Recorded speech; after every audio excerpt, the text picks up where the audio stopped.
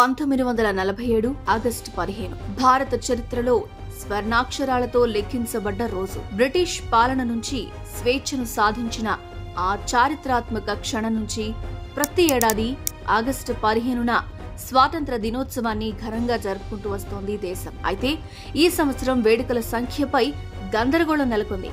ఇది 78వదా లేక 79వదా అన్న చర్చ సోషల్ మీడియా నుంచి పిల్లవాడి వరకు నడుస్తోంది. చరిత్రకారుల లెక్క ప్రకారం 1947లోనే మొదటి స్వాతంత్ర దినోత్సవం జరిగింది. ఆ లెక్క ప్రకారం 2024లో 78వ వేడుకలు పూర్తయ్యాయి. ఈ ఏడాది జరగబోయేది 79వ స్వాతంత్ర దినోత్సవం అని స్పష్టమవుతోంది.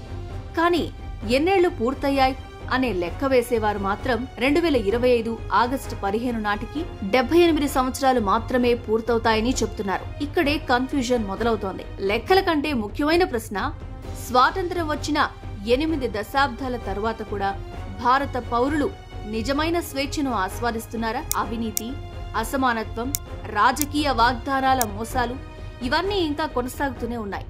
దేశం త్రివర్ణ పతాకాన్ని ఆకాశంలో ఎగరేస్తున్నా సాధారణ ప్రజల కలలు, హక్కులు మాత్రం ఇంకా గాలిలో తేలుతున్నాయనే విమర్శలు వినిపిస్తున్నాయి. ఈ ఏడాది జరగబోయే 79వ వేడుకలు లెక్కల ఆట కంటే ఎక్కువ అర్థం కలిగి ఉండాలని ప్రజలు ఆశిస్తున్నారు. స్వాతంత్ర్యం అంటే కేవలం పతాకావిష్కరణ వేడుక మాత్రమే కాకుండా ప్రతి పౌరుడికి సమాన హక్కులు, నిజమైన న్యాయం, భద్రత కల్పించటమే అని గుర్తు చేసుకోవాలని పలువురు నిపుణులు సూచిస్తున్నారు. స్వాతంత్ర్యం కేవలం గత నుంచి వచ్చిన బహుమతి కాదు, ఇది భవిష్యత్తుకు మనమిచ్చే బాధ్యత.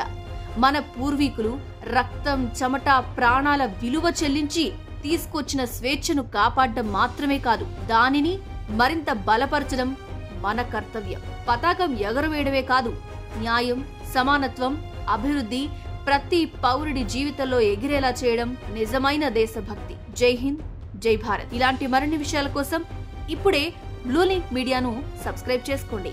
Thanks for watching.